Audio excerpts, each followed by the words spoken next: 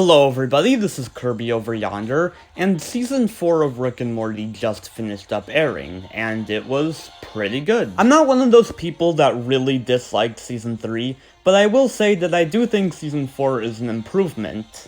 This season, for the most part, consists of one-off episodic stories, which I'm fine with, because the way last season wrapped up its Beth and Jerri divorce plot wasn't the best. I think I'd still consider Season 2 my favorite season, but I still really like Season 4.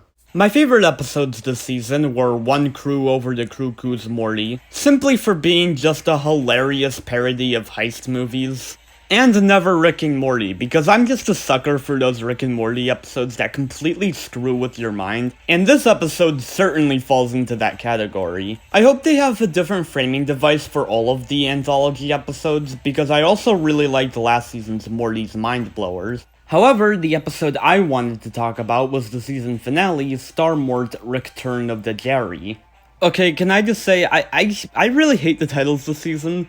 Like, they're the most obnoxious freaking titles, and they take me like 100 takes to say, oh my god, I hate them. Unlike every other episode this season, this episode actually does help progress the overarching narrative of the show. Kinda weird, since after Never Rick and Morty, I kinda thought they were done with the overarching stories, but I guess not. So, what did I think of the episode? I thought it was just okay. It's pretty enjoyable as a standalone episode, but within the context of the show's story, it's not completely satisfying. So this episode continues both the Tammy/Phoenix person storyline, as well as the Clone Beth storyline. And I think that's the first problem with this episode. Because it tries to continue both of these storylines at the same time, both of which, by the way, previously had nothing to do with each other, both storylines kinda end up getting the short end of the stick.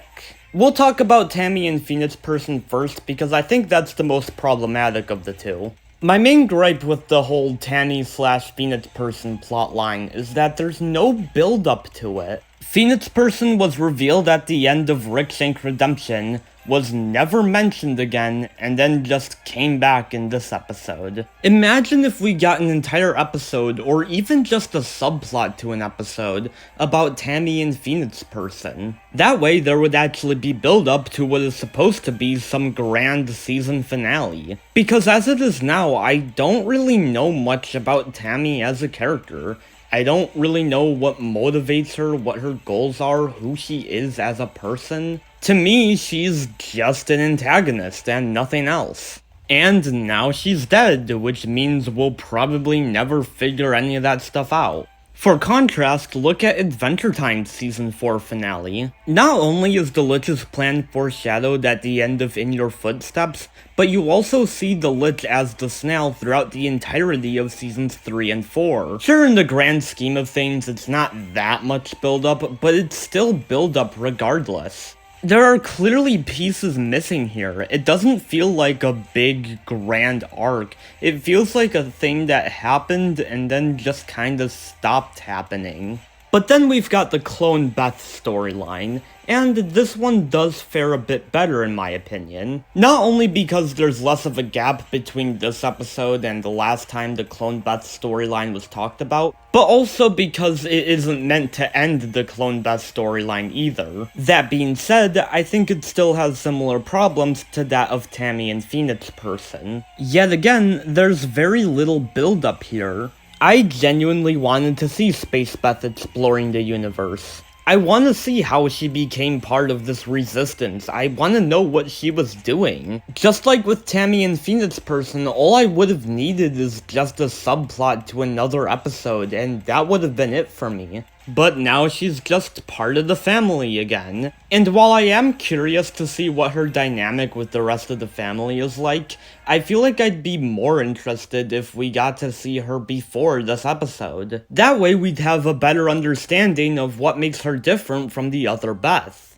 I can even picture in my head an interesting episode about Rick and Beth going on some sort of wacky adventure, while at the same time, Space Beth is going on her own, more serious adventure. The episode would basically highlight the differences between the two Beths. Then there's the cliffhanger.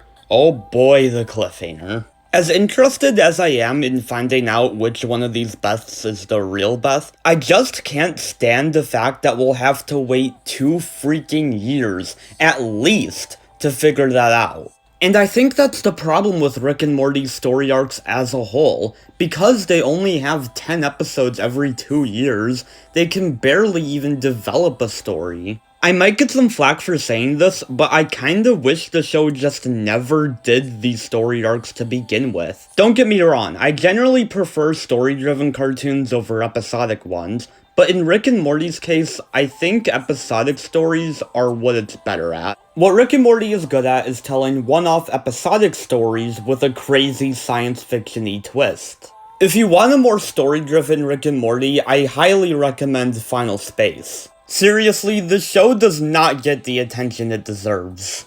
Its presentation is gorgeous, the characters are multi-layered and interesting, and both the storytelling and the comedy are top-notch. And I'm not saying all this stuff because I hate Rick and Morty. Heck, I don't even hate this episode. In fact, there are plenty of things I like about it. I think it does a good job balancing its comedy with its storytelling. The action is incredible. I like that all of the family gets something significant to do, including Jerri.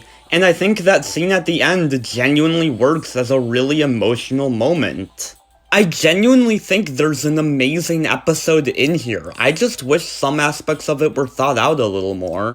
And I know a lot of people are gonna watch this episode and automatically think it's incredible solely because it develops the story. Don't get me wrong, if you do have that opinion, then good for you, that's great. But all I'm asking is for you to please at least hear me out. Please at least consider what I have to say, and I'll consider what you have to say. As someone who used to be one of those Rick and Morty fans that thought the show was completely perfect in every way and could do absolutely no wrong, well, it's not.